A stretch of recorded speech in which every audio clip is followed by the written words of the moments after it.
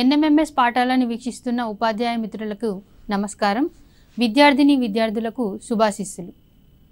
ఈరోజు మనం not for breathing, not for drinking, పీల్చలేం తాగలేం, ఎందుకు మరి గాలి పీల్చలేనంతగా ఎందుకు అననుకూలంగా ఉంది, నీరు ఎందుకు తాగడానికి అనుకూలంగా లేదు అనేది ఈ పాఠ్యాంశంలో చూద్దాం. దీనిపైన ఎన్ఎంఎంఎస్లో ప్రశ్నలు ఏ విధంగా అడుగుతారో తెలుసుకుందాం. Specific standards for the permissible limits for such emission have been prescribed in the Motor Vehicles Act 1988 and Central Motor Vehicles Rule 1989. వాహనాల నుండి విడుదలయ్యే వాయువుల పరిధిని నిర్ణయించడం జరిగింది. ఎవరు అంటే సెంట్రల్ మోటార్ వెహికల్స్ రూల్స్ 1989 మరియు మోటార్ వెహికల్స్ యాక్ట్ 1988. అంటే ఎంత మొత్తంలో వాయువులు విడుదల జరగాలి మోటార్ వెహికల్స్ నుంచి నిర్ణయించడం జరిగిందన్నమాట. దానికంటే పరిధి దాటితే ఆ వెహికల్స్ రోడ్డు పైన తిరగడం జరగకూడదు. All vehicles which are in operation for more than a year should undergo emission test every 6 months to obtain the certificate of pollution under control. వాహనాన్ని కొనుగోలు చేసిన తర్వాత అంటే కొత్త వెహికల్ కొనుక్కున్న తర్వాత 1 సంవత్సరం తర్వాత ప్రతి 6 నెలలకు ఒకసారి ఖచ్చితంగా పొల్యూషన్ అండర్ కంట్రోల్ సర్టిఫికేట్ కోసం టెస్ట్ అనేది చేయించుకోవాలి. పియూసి సర్టిఫికేట్ అంటాం. ఎమిషన్స్ ఎంత విడుదల అవుతున్నాయో వాళ్ళు టెస్ట్ చేసి ఇది ఎమిషన్స్ అండర్ కంట్రోల్లో ఉన్నాయా లేదా దాంట్లో మెన్షన్ చేయడం జరుగుతుంది. If something harmful is introduced into the environmental cycle or a part of cycle is disrupted, it can cause a chain of reactions. It can cause a chain of reaction of problems right through the test of the system. These changes can really hurt the health and well-being of living organisms.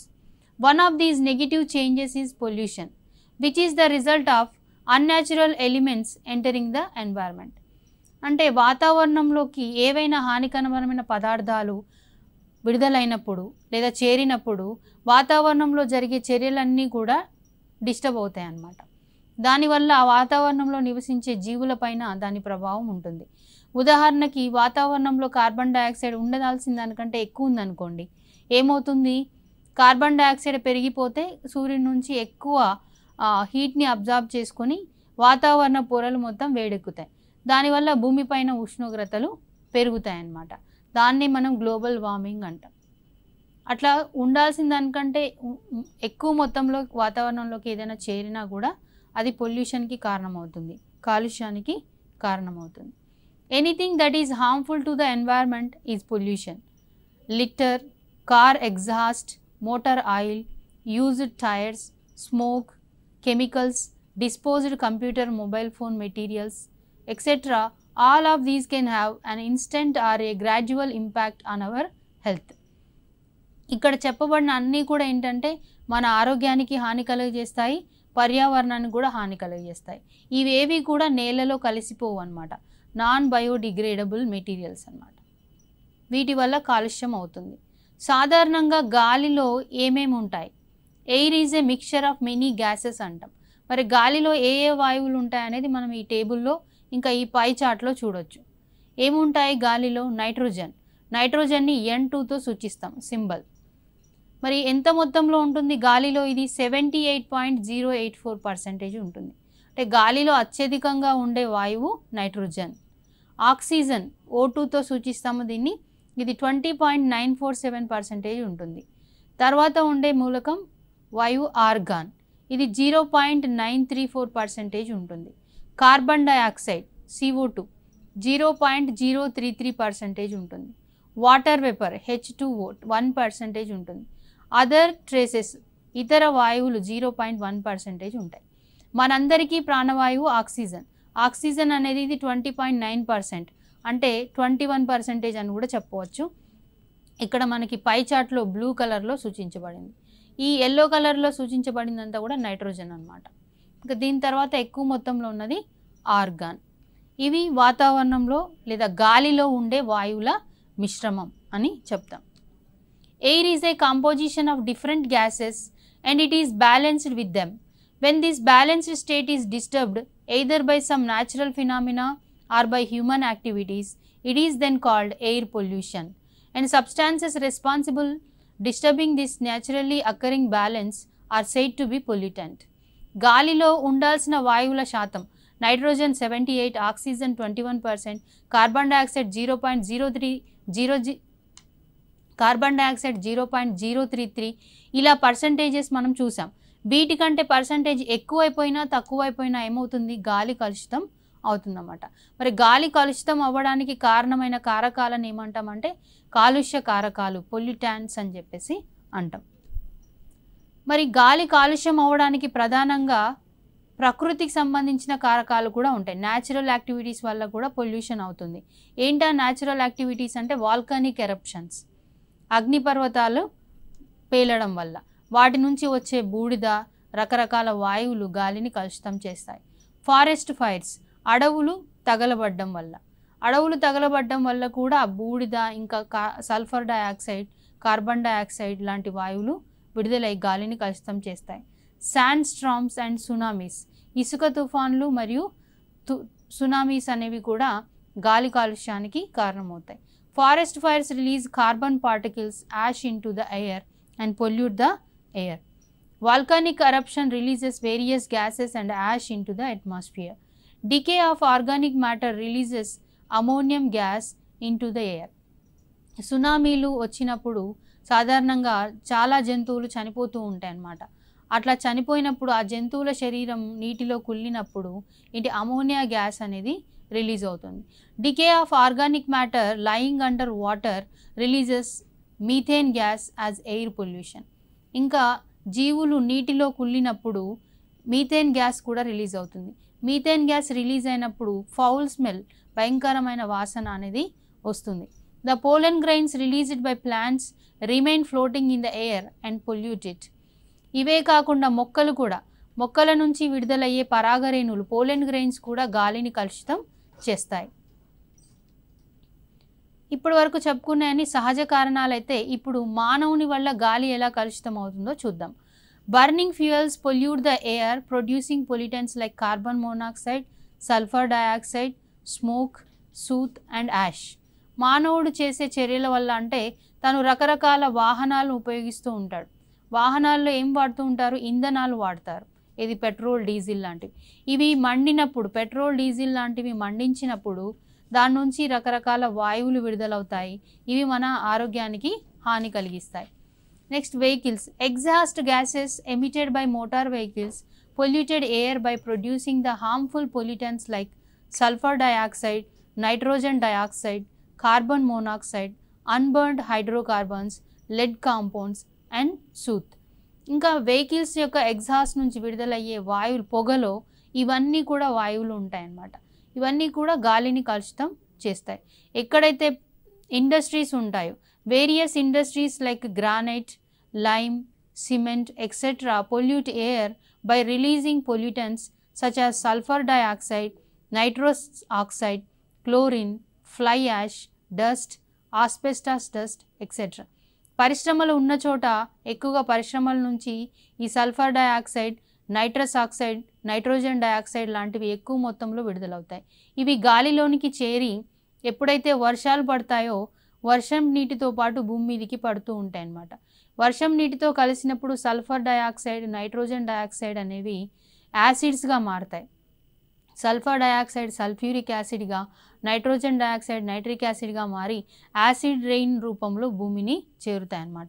Acid rains వల్ల ఏమవుతుంది, మొక్కలు, జంతువుల పైన ఉండే చర్మం, పై పొర అనేది దెబ్బతింటుంది. మొక్కలకైతే బార్క్, జంతువులకైతే పైన చర్మం దెబ్బతినడం జరుగుతుంది. Pollution causing agents. ఇంకా ఏవి గాలిని కలుషితం చేస్తాయో చూద్దాం.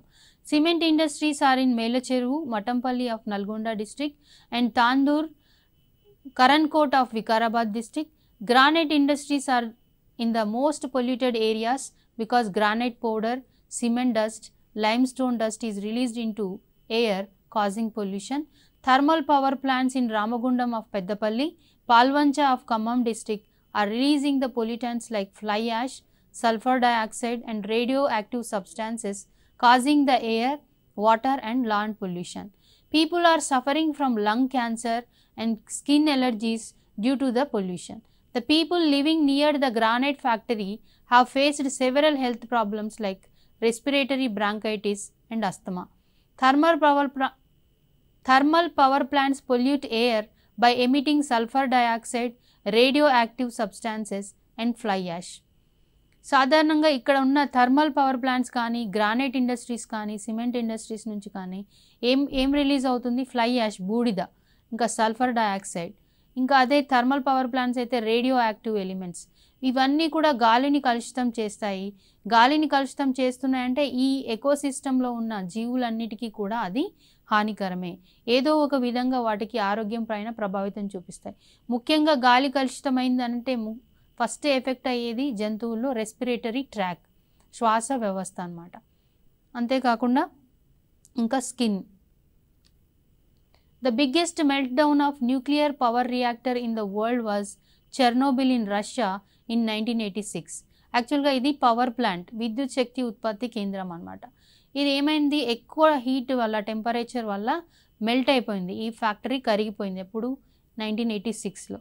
దీనివల్ల ఏం జరిగింది? Emitted chemicals cause the cancer of thyroid gland in the neck and sensitive to radiations. 5 million Russians got the cancer and hundreds died.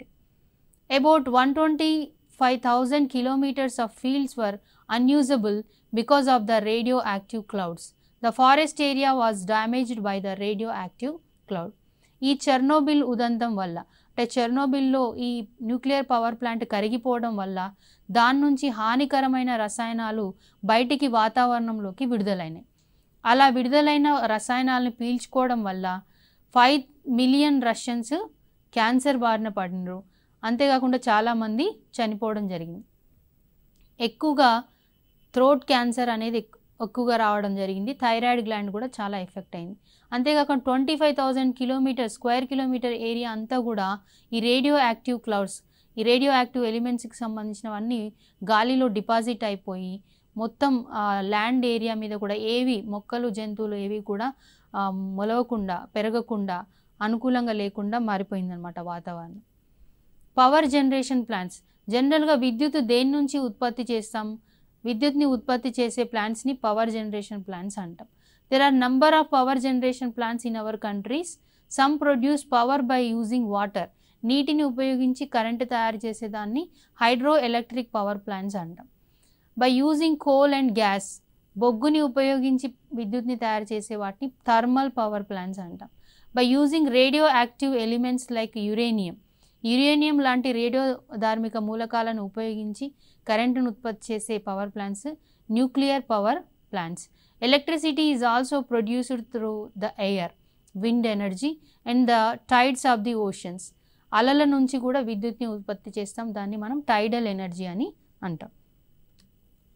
Deforestation. The forest percentage reduced to 19% to deforestation. Forest percentage reduced to 19%. That means from 23% to 19%. Carbon dioxide is increased in atmosphere that leads to global warming. మనం మానవుని చర్యల వల్ల deforestation అనేది జరుగుతుంది. అంటే అడవులను విపరీతంగా నరికేస్తున్నాం. అంటే మన అవసరాల కోసం పరిశ్రమల స్థాపన కావచ్చు, మొక్కల నుంచి వచ్చే ఉత్పత్తుల కోసం కావచ్చు, మనం అడవులని నరికేస్తున్నాం. దానివల్ల ఏమైంది? 23% ఉన్న మన అటవీ శాతం కాస్త 19% తగ్గిపోయింది. అంతేకాకుండా అడవులని నరికివేయటం వల్ల ఏమైంది? గాలిలో కార్బన్ డయాక్సైడ్ శాతం పెరిగింది. ఎందుకు కార్బన్ డయాక్సైడ్ శాతం పెరిగింది అంటే కార్బన్ డయాక్సైడ్ని వినియోగించుకునేది మొక్కలే కదా. మరి మొక్కలు లేకపోతే ఏమవుతుంది? కార్బన్ డయాక్సైడ్ విడుదలైందంతా అలా అట్మాస్ఫియర్లోనే ఉండిపోతుంది. గాలిలో కార్బన్ డయాక్సైడ్ ఉంటే ఏమవుతుంది? సన్లైట్లో ఉన్న ఎనర్జీని ఇది ఎక్కువగా అబ్జార్బ్ చేసుకొని, హీట్ని ఎక్కువగా అబ్జార్బ్ చేసుకొని వాతావరణ పొరలు మొత్తం వేడెక్కుతాయి. దాన్నే మనం ఏమంటున్నాం? గ్లోబల్ వార్మింగ్ అంటున్నాం. అందుకే ప్రస్తుతం మనకి ఉష్ణోగ్రతలు బాగా పెరిగిపోతున్నాయి అన్నమాట. క్లోరోఫ్లోరో కార్బన్స్, వీటిని సిఎఫ్సి అంటాం. CFCs are used in refrigerators, air conditioners and aerosol sprays. Use of CFCs pollute air by depleting the ozone layer, as a result of which harmful ultraviolet rays reach the earth. మరి CFC అనే pollutants ఏం చేస్తాయి? ఇవి చాలా హానికరమైనవి అని చెప్పొచ్చు. ఎందుకంటే భూమిని రక్షిస్తూ మొత్తం చుట్టూ భూమి చుట్టూ అంతా కూడా 16 కిలోమీటర్ల ఎత్తులో ఓజోన్ లేయర్ అనేది ఉంటుందన్నమాట. ఈ ఓజోన్ లేయర్ అనేది భూమిని రక్షిస్తూ ఉంటుంది. ఫర్ ఎగ్జాంపుల్ మనం ఎండలో కానీ వర్షంలో కానీ బయటికి వెళ్ళినప్పుడు మనని ప్రొటెక్ట్ చేసుకోవడానికి గొడుగు ఎట్లయితే వాడతామో భూమి కూడా తనని ప్రొటెక్ట్ చేసుకోవడానికి భూమి చుట్టూ కూడా ఒక లేయర్ ఉంటుంది. అదేంటంటే ఓజోన్ లేయర్. ఈ ఓజోన్ లేయర్ అనేది O3 మాలిక్యూల్స్తో ఏర్పడి ఉంటుంది. ఈ ఓజోన్ లేయర్కి హోల్స్ ఏర్పాటు చేయడం అనేది చేస్తాయి అన్నమాట ఈ CFCs. అంటే ఓజోన్ అణువులను O3 అణువులని విడగొట్టి O2గా మార్చేస్తాయి. దానివల్ల ఓజోన్ లేయర్కి రంధ్రాలు పడతాయి అన్నమాట. ఎక్కడైతే ఓజోన్ లేయర్కి రంధ్రాలు పడతాయో ఆ ప్రాంతం నుంచి సూర్యుడి నుంచి ultra violet rays UV rays అనేది భూమిపైన పడే అవకాశం ఉంది. యూవీ రేస్ ఎక్కడైతే భూమిపైన పడతాయో అక్కడ నివసించే మొక్కలు జంతువుల చర్మం పైన పడితే వాటికి క్యాన్సర్ రావడం చర్మ సంబంధిత వ్యాధులు రావడం జరుగుతుందన్నమాట. దాని తర్వాత mining of coal and stone releases coal dust and stone dust cause air pollution. గనుల నుంచి కూడా పొల్యూషన్ అనేది పొల్యూటెంట్స్ అనేవి రిలీజ్ అవుతాయి. అవి కూడా గాలిని కలుషితం చేస్తాయి. ఇంకొక industry Mathura oil refinery have been responsible for producing pollutants like SO2 and NO2. SO2 means sulfur dioxide, nitrogen dioxide, smoke, dust and soot. వీటి వల్ల గాలి కలుషితం అవుతుంది. These gases react with the rain to form acid rain. Acid rains corrode the marble of the Taj Mahal. Suspended particulate matter SPM such as the soot particles emitted by Mathura oil refinery has turned the marble from white to yellow. ఇక్కడ తాజ్ మహల్ తన యొక్క Madhura oil రీఫైనరీ నుంచి విడుదలయ్యే pollutants కాలుష్య కారకాలు తాజ్ మహల్ యొక్క అందాన్ని తగ్గించేస్తున్నాయంట. ఎందుకు అనేసి అంటే వీటి నుంచి రిలీజ్ అయ్యే సల్ఫర్ డయాక్సైడ్ నైట్రోజన్ డయాక్సైడ్ వర్షం నీటితో పాటు కలిసినప్పుడు యాసిడ్స్గా మారి వీటిపైన పడి ఆ పై పొరని అంటే తాజ్ మహల్ ఎలా ఉంటుంది మనకి వైట్గా ఉంటుంది కదా ఆ పై పొరని మొత్తం కూడా ఇవి తినేస్తున్నాయి అన్నమాట. దానివల్ల ఎల్లో కలర్కి మారిపోవడం జరుగుతుంది. అందుకే తాజ్ మహల్ చుట్టుపక్కల మొత్తం కూడా కొన్ని కిలోమీటర్ల పరిధిలో ఎలాంటి వాహనాలు కానీ ఇండస్ట్రీస్ కానీ ఉండకుండా గవర్నమెంట్ చట్టం చేసింది. దాని తర్వాత చెప్పుకోదగ్గ మరొక అంశము భోపాల్ గ్యాస్ ట్రాజిడీ. ఏంటి భోపాల్ గ్యాస్ ట్రాజిడీ అనేది చూస్తే on 2nd December in 1984 about 3,000 human beings died. About 5,000 were paralyzed and thousands of cattle, birds, dogs and cats died in just one night at Bhopal. This mass death was due to the leakage of methyl isocyanate into the air from an insecticide factory managed by Union Carbide. Union Carbide అనే ఒక సంస్థ కీటకనాశనాలని తయారు చేసే ఒక రసాయన పరిశ్రమ వల్ల ఆ రసాయన పరిశ్రమ నుంచి విడుదలైన ఒక విషపూరితమైన వాయువుని పీల్చుకొని కొన్ని వేల మంది చనిపోవడం జరిగింది. ఏంటా విషపూరితమైన వాయువు అంటే మిథైల్ ఐసోసైనేట్. దానినే మిక్ గ్యాస్ అంటాం, MIC మిక్ గ్యాస్ అంటాం. అంతేకాకుండా చాలామంది చనిపోవడమే కాకుండా చాలామందికి పక్షవాతం కూడా రావడం జరిగింది. మనుషులే కాకుండా జంతువులు పక్షులు ఇలాంటివన్నీ కూడా చనిపోవడం జరిగింది. ఇంకా ఎయిర్ పొల్యూషన్ వల్ల మనుషులకి హాని కలుగుతుందని చెప్పడానికి వరల్డ్ హెల్త్ ఆర్గనైజేషన్ కూడా ప్రూఫ్స్ చూపిస్తుంది. The world health organization states that 2.4 million people die each year from causes directly attributed to air pollution. World Health Organization 2007. WHO 2007 ప్రకారం ప్రతి సంవత్సరం కూడా 2.4 మిలియన్ల ప్రజలు చనిపోవడం జరుగుతుంది గాలి కాలుష్యం వల్ల. Particles of lead oxide present in automobile exhaust cause anemia, brain damage and even death. ఇలాంటివి కొంచెం గుర్తుపెట్టుకోవాలి NMMS point of view. Lead oxide వల్ల ఏం జరుగుతుంది? బ్రెయిన్ డ్యామేజ్, ఎనీమియా, డెత్ కూడా సంభవిస్తుంది. Particles of mercury cause Minamata disease which affect the nervous system and cause death. మరి mercury వల్ల మినిమేటా అనే డిసీజ్ వస్తుంది. మినిమేటా డిసీజ్ వల్ల నర్వస్ సిస్టమ్ డ్యామేజ్ అవుతుంది అన్నమాట. దానివల్ల చనిపోవడం కూడా జరుగుతుంది. H2S హైడ్రోజన్ సల్ఫైడ్ అంటాం.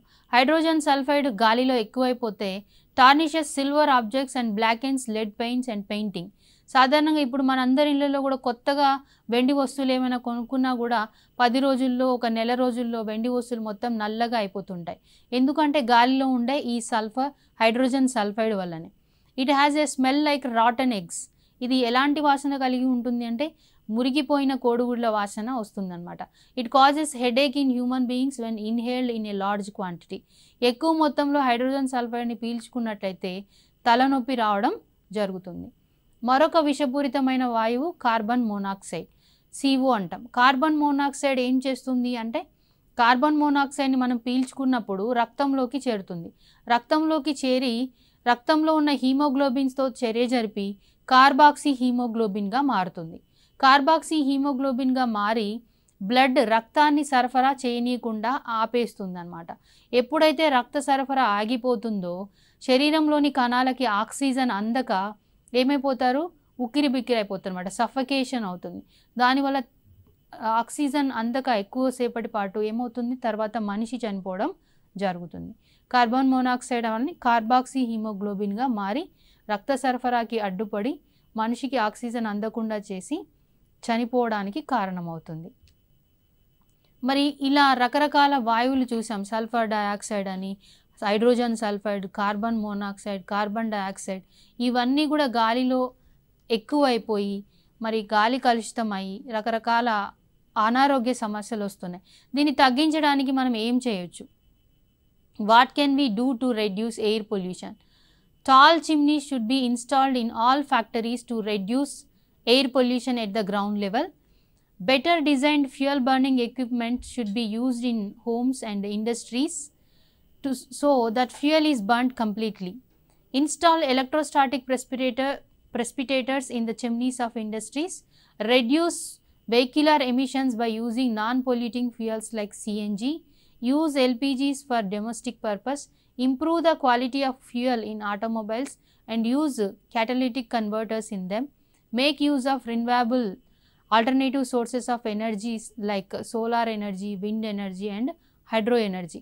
గాలి కాలుష్యాన్ని తగ్గించాలంటే గాలి కాలుష్యానికి కారణమైన పరిశ్రమల్ని, వాటి నుంచి విడుదలయ్యే ఎమిషన్స్ని అరికట్టాలి.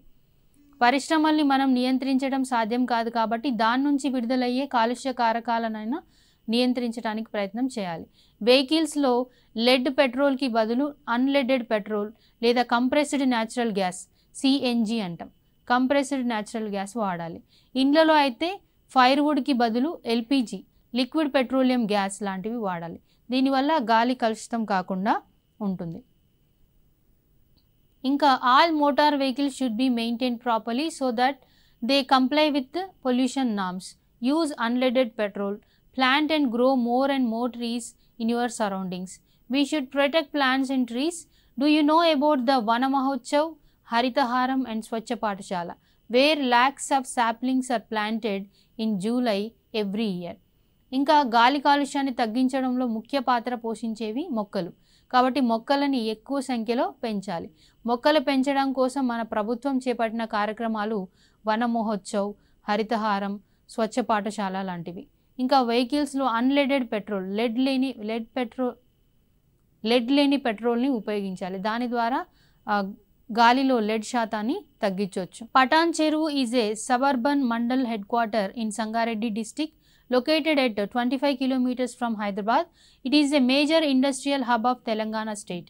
It is one of the most polluted areas in India, where the villages in surrounding areas of 14 kilometers radius were badly affected by the diseases like cancer, respiratory diseases and heart diseases because of poisoning of air, water and land.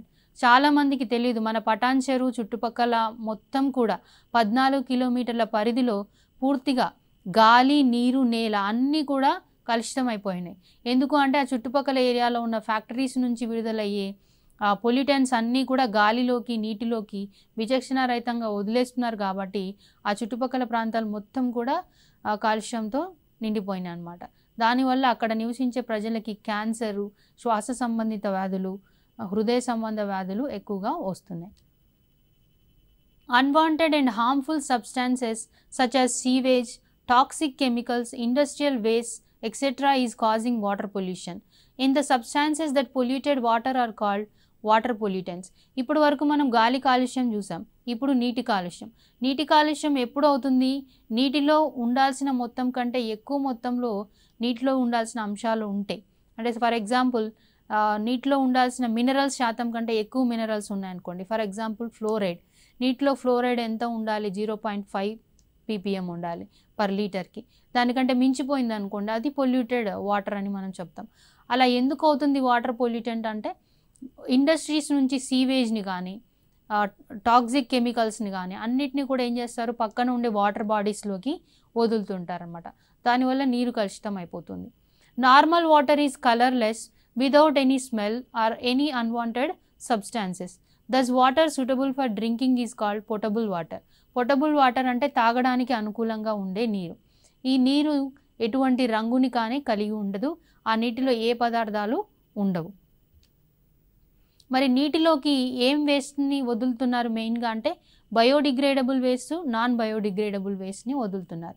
Biodegradable waste అంటే ఏంటంటే, మొక్కల నుంచి జంతువుల నుంచి విడుదలయ్యే వ్యర్థాలని biodegradable waste అంటారు. అంటే సాధారణంగా ఏవైనా జంతువు చనిపోయింది అనుకోండి, ఏం చేస్తారు, కాలువలలో చెరువులలో వేసేస్తుంటారు. అట్లా వేసేసినప్పుడు ఆ జంతువు శరీరంలో ఉండే ఆర్గానిక్ కాంపౌండ్ అంతా కూడా ఏమవుతుంది అనేసి అంటే, ఆ నీటిలో ఉండే బ్యాక్టీరియా దాన్ని మొత్తం వినియోగించుకొని బ్యాక్టీరియా విపరీతంగా పెరిగిపోతుంది. బ్యాక్టీరియా ఎప్పుడైతే విపరీతంగా పెరిగిపోతుందో నీటిలో ఉండే ఆక్సిజన్ మొత్తం అది యూజ్ చేసుకుంటుంది. దానివల్ల మిగతా జీవులకి, నీటిలో నివసించే మిగతా జీవులకి ఆక్సిజన్ అందక అవి చనిపోతూ ఉంటాయి అన్నమాట.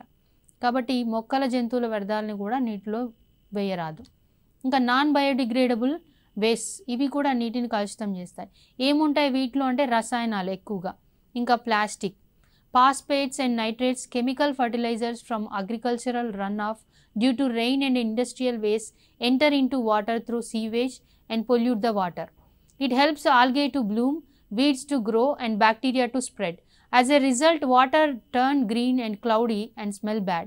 మరి వ్యవసాయం నుంచి వచ్చే రసాయన వ్యర్థాలు ఇవన్నీ కూడా ఇంటి చుట్టుపక్కల ఉండే నీటి వనరుల్లో కలిసిపోయి ఎక్కువ పోషకాలు అయిపోయి నీటిలో బాగా ఆల్గే శేవల మొక్కలు బాగా పెరిగిపోతాయి అన్నమాట. శేవల మొక్కలు బాగా పెరిగిపోయి నీటిపైన మొత్తం తెట్టులాగా ఉండిపోతాయి చెట్లు. దానివల్ల గాలి లోపలికి పోక నీటి కింద ఉండే మొక్కలు జంతువులు చనిపోయి కుళ్ళిపోయి ఆ నీరు ఒక రకమైన బ్యాడ్ స్మెల్ వస్తుందన్నమాట. Enrichment of water by nutrients leading to excessive plant growth and depletion of oxygen is known as eutrophication. This affects the aquatic life very badly. ఇక్కడ ఏమవుతుంది అని అంటే, వ్యవసాయం నుంచి వచ్చే రసాయనాలు అవి పోషకాలు అనుకోండి, నైట్రోజన్, ఫాస్ఫరస్, పొటాషియం లాంటి పోషకాలు ఎక్కువగా వచ్చి నీటిలో కలిసాయనుకోండి, వాటి వల్ల మొక్కలు విపరీతంగా పెరిగిపోతాయి. నీటిలో మొక్కలు విపరీతంగా పెరిగిపోయి ఆ మొక్కలు ఆక్సిజన్ని కింద ఉన్న జీవులకు అందకుండా చేసేస్తాయి. ఎందుకంటే అక్కడ సన్లైట్ లోపలికి రీచ్ కాకుండా లోపల ఉన్న మొక్కలు ఫోటోసింథసిస్ జరుపుకో, దానివల్ల ఆక్సిజన్ డెబిట్ అనేది ఏర్పడుతుంది. దాన్నే మనం ఏమంటామంటే యూట్రాఫికేషన్ అంటాం. దీనివల్ల నీటి లోపల నివసించే జీవులకు ఆక్సిజన్ అందక అవి చనిపోవడం జరుగుతూ ఉంటుంది. ఇంకొక రకంగా చూసినట్టయితే థర్మల్ పొల్యూషన్. థర్మల్ పొల్యూషన్ అంటే when temperature increases oxygen decreases leads to imbalance in biodiversity in aquatic ecosystem.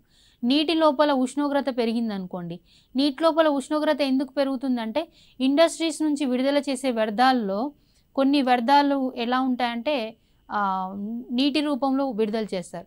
ఆ నీరు కూడా ఏంటంటే వాళ్ళ మిషనరీస్ని కూల్ చేసుకోవడం కోసం ఆ నీటిని మిషనరీస్ పైన నుంచి పంపుతారు. ఆ హీట్ అంతా కూడా వాటర్ అబ్జార్బ్ చేసుకుంటుంది.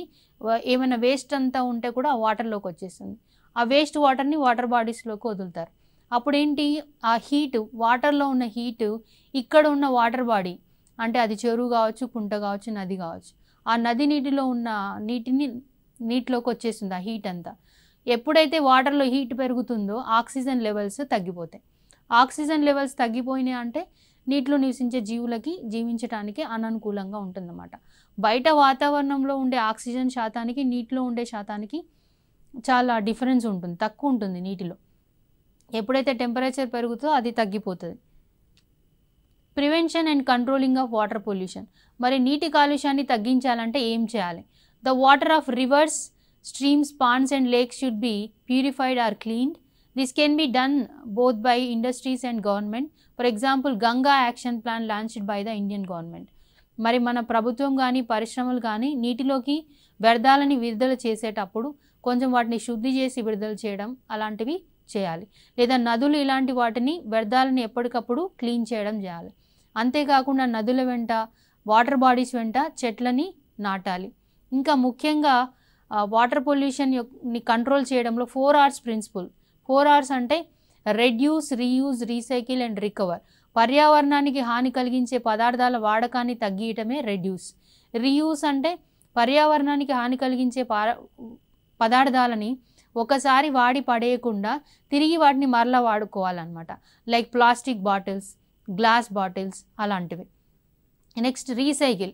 రీసైకిల్ అంటే వాడుకున్న వస్తువులని వాటిని తిరిగి మరొక రూపంలోకి మార్చి, అంటే పునశ్చక్రీయం చేసి తిరిగి మరొక రూపంలోకి మార్చి వాడుకోవాలన్నమాట. ఫర్ ఎగ్జాంపుల్ ప్లాస్టిక్, పేపర్ లాంటి వాటిని ఏం చేస్తారు, ఒకసారి వాడిన తర్వాత వాటిని కలెక్ట్ చేసి మళ్ళీ ప్లాస్టిక్ అయితే మెల్ట్ చేసి వాటిని వేరొక వస్తువు రూపంలోకి మార్చి వాడుతూ ఉంటారు. ఫర్ ఎగ్జాంపుల్ మనందరం వేసుకునే జీన్స్ అనేవి ప్లాస్టిక్ వస్తువులని కరిగించి వాటి నుంచి దారాలని తయారు చేసి ఆ దారాలతో తయారు చేస్తున్నారు జీన్స్ అనేవి ప్రస్తుతం. అంతేకాకుండా పేపర్ ఒకసారి తయారు చేసిన పేపర్ని మనం 5 to 7 times రీసైకిల్ చేసి మరలా వాడుకోవచ్చు. ఇంకా రికవర్ అంటే ఒకసారి వాడుకుంటే వస్తువు దాని స్థానంలో తిరిగి మళ్ళీ మనం 4-5 ఉత్పత్తి చేయగలగాలి. అలాంటి వాటిని ఎక్కువగా వినియోగించాలి. ఉదాహరణకి ఒక చెట్టుని నరికామనుకోండి, దాని స్థానంలో 4-5 చెట్లని మరలా నాటాలి. ఇలా గాలి కాలుష్యంలో కానీ నీటి కాలుష్యంలో కానీ ఈ 4R ప్రిన్సిపల్స్ అనేవి చాలా ముఖ్యమైనవి వాటిని తగ్గించడం కోసం. ఇంకొక ముఖ్యమైన అంశము fluorosis. Fluorosis is a disease caused by excessive ingestion of fluoride through water and food. The upper limit of optimum fluoride level in drinking water for a tropical country like India is 0.5 ppm parts per million. ppm means parts per million. That is 0.5 milligrams per liter. ఒక లీటర్కి 0.5 milligrams ఉండాలి. It is the total daily intake through water and food that determines the development of fluorosis. యాక్చువల్గా మనకి fluorine అనేది అవసరమే. మన ఎముకలు, దంతాలు బలంగా ఉండాలంటే ఫ్లోరిన్ కావాలి. కానీ ఫ్లోరిన్ కావాలి కదా అని ఎక్కువ మొత్తంలో ఫ్లోరిన్ ఉన్న నీళ్ళు తాగితే దంతాలు, ఎముకలు బలహీనమైపోయి తొందరగా విరిగిపోయి ఊడిపోయే అవకాశం ఉంది. మరి సాధారణంగా ప్రతిరోజు మనం తీసుకునే నీటిలో ఎంత ఫ్లోరిన్ ఉండాలి అంటే 0.5 ppm మాత్రమే ఉండాలి. అంతకంటే ఎక్కువైతే ఫ్లోరోసిస్ వస్తుంది. ఫ్లోరోసిస్ మనకి 4 ఫామ్స్లో వస్తుంది. ఒకటి డెంటల్, దంతాలపైన గారెలు పట్టడం, దంతాలు తొందరగా పాడైపోవడం జరుగుతుంది.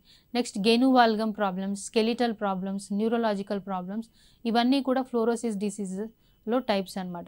ఈ ఫ్లోరోసిస్ డిసీజ్ని కంట్రోల్ చేసుకోవాలి. ముఖ్యంగా కొన్ని జిల్లాల్లో, మన రాష్ట్రంలోని కొన్ని జిల్లాల్లో గ్రౌండ్ వాటర్లో ఫ్లోరిన్ అనేది బాగా ఎక్కువ ఉంది. మరి ఆ ఫ్లోరిన్ని తట్టుకొని ఉండాలంటే కాల్షియం ఎక్కువగా ఉండే పదార్థాలు తినాలి. కాల్షియం ఎక్కువగా ఉండే పదార్థాలు దేంట్లో ఉంటాయంటే ఆకుకూరల్లో ఎక్కువగా ఉంటాయి. కొన్ని రకాల చిరుధాన్యాల్లో కూడా ఈ కాల్షియం అనేది ఎక్కువగా ఉంటుంది. ఇంకా పాలలో కూడా, పాలు, గుడ్లు, మాంసంలో కూడా కాల్షియం అనేది ఎక్కువగా ఉంటుంది. కాల్షియం, మెగ్నీషియం మరియు విటమిన్ సి ఎక్కువగా ఉండే పదార్థాలు తినడం ద్వారా మనము ఫ్లోరోసిస్ నుంచి మనని మనం రక్షించుకోవచ్చు. పిల్లలు, ఇప్పటి వరకు మనం నీటి కాలుష్యం ఏ విధంగా అవుతుంది, గాలి కాలుష్యం ఏ విధంగా అవుతుందో తెలుసుకున్నాం.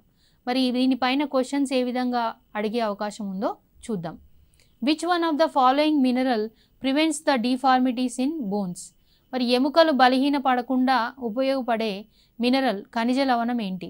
Fluorine, chlorine, calcium, zinc. ఇప్పుడే చెప్పుకున్నాం మనం, కాల్షియం ఉండే పదార్థాలు తింటే ఫ్లోరోసిస్ రాకుండా చూడొచ్చు. ఫ్లోరోసిస్ వల్ల ఎముకలు, దంతాలు బలహీన పడతాయని చెప్పేసి. Right, calcium. Identify the incorrect statement about the prevention of water pollution. నీటి కాలుష్యం కాకుండా ఉండడం కోసం ఇందులో ఏది దానికి సంబంధించి ఇన్కరెక్ట్, సరైనది కాని వాక్యాన్ని గుర్తించమంటున్నాడు. Follow 4Rs principle to control water pollution. Trees and shrubs should be planted along the banks of the river. Dead bodies of human beings and animals should not be thrown into rivers. Use of excessive fertilisers, pesticides should not be avoided. దీంట్లో incorrect statement, సరికాని వాక్యం ఏంటి అంటే D. ఎందుకు అంటే water పొల్యూషన్ని పై మూడింటి ద్వారా water pollution జరగకుండా చూడొచ్చు, కానీ కింది ద్వారా వాటర్ పొల్యూషన్ ఖచ్చితంగా అవుతుంది. ఏంటది? ఫర్టిలైజర్స్ని, పెస్టిసైడ్స్ని ఎక్సెసివ్గా షుడ్ నాట్ బి అవాయిడెడ్ అన్నాడు, వాడకుండా ఉండలేము అని చెప్పి అంటున్నాడు. కానీ వాటిని వాడకుండా ఉండాలి. అంటే ఫర్టిలైజర్స్ని, పెస్టిసైడ్స్ని ఎక్సెసివ్గా ఉపయోగించరాదు అవసరానికి మించి. Find the reason for oxygen debit in aquatic habitat. నీటి వనరుల్లో లేదా ఆక్వాటిక్ హ్యాబిటెట్స్లో, నీటి ఆవాసాల్లో ఆక్సిజన్ ఎందుకు తగ్గిపోతుంది? కారణం ఏంటి? Eutrophication, increase in temperature, hot liquid pollutants released into water body, excess nutrients released into water body.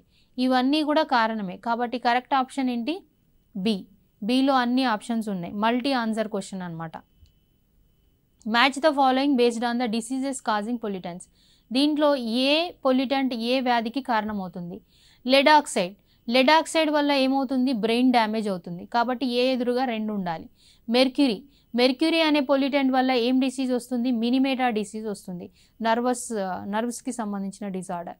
Hydrogen sulphide. Hydrogen సల్ఫైడ్ని ఎక్కువగా పీల్చడం వల్ల హెడేక్ అనేది వస్తుంది. కాబట్టి సికి ఎదురుగా 4 పెట్టాలి. Carbon monoxide. కార్బన్ మోనాక్సైడ్ని ఎక్కువగా పీల్చుకోవడం వల్ల కార్బాక్సీ హీమోగ్లోబిన్ ఏర్పడి ఇది రక్త సరఫరాని ఆపేస్తుంది.